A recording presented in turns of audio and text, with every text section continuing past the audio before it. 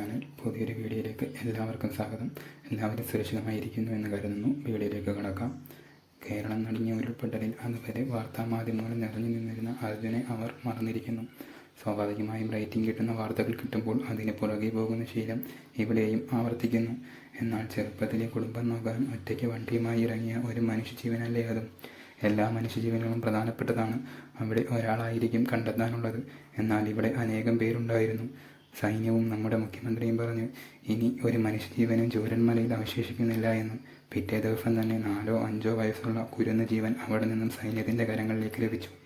ശിരൂരിൽ ദുരന്തമുണ്ടായപ്പോൾ അവർ അവിടെ മുൻതൂക്കം കൊടുത്തത് എത്രയും പെട്ടെന്ന് റോഡ് സഞ്ചാരയോഗ്യമാക്കുക എന്നുള്ളതായിരുന്നു അവരുടെ ലക്ഷ്യം. അവിടെ നമുക്ക് മനസ്സിലാക്കാൻ കഴിയും കേരളവും കർണാടകയും തമ്മിലുള്ള വ്യത്യാസം. ശിരൂരിലെ വിലപ്പെട്ട ജീവനുകളും മണ്ണിലമർന്നു. അവരെ കണ്ടെത്തുന്നതിന് പകരം മണ്ണും കല്ലും എല്ലാം തോന്നിയ വിധം ഒരു തിരച്ചിലും കൂടാതെ കോരിമാറ്റി. അതിൽ മനുഷ്യജീവനുകൾ ഉണ്ടായിരുന്നു എന്ന് ആര് കണ്ടു?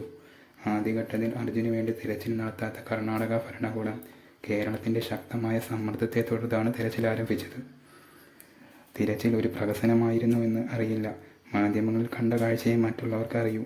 കടലിലും ഇതിലും വലിയ ജലാശയങ്ങളിലും വെള്ളത്തെ ഭേദിച്ച് കിലോമീറ്ററുകൾ നീളമുള്ള പാലങ്ങൾ നിർമ്മിക്കുന്ന ഈ കാലത്ത് അർജുനെ കണ്ടെത്തുക എന്നുള്ളത് വെല്ലുവിളിയായിരുന്നോ എന്ന് ചിന്തിക്കേണ്ടിയിരിക്കുന്നു. അപകടങ്ങളിൽ എല്ലാം നഷ്ടമായി മാരക പരിക്കുകൾ പറ്റിയവരുടെ 2 വാക്ക് ഒപ്പിയെടുക്കാൻ കാണിക്കുന്ന മാധ്യമധർമ്മം എന്താണ് സമൂഹത്തിന് നൽകുന്ന പാഠം?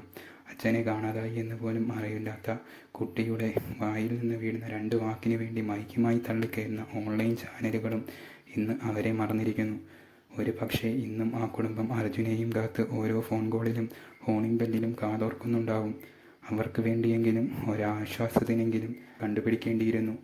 അത് ഇന്ന് പഴങ്കഥയായി മാറി. ഓരോ മുറിവുകളും കാലം മായ്ച്ചുകൊണ്ടേയിരിക്കും. മറ്റൊരു വീഡിയോയുമായി വീണ്ടും കാണാം.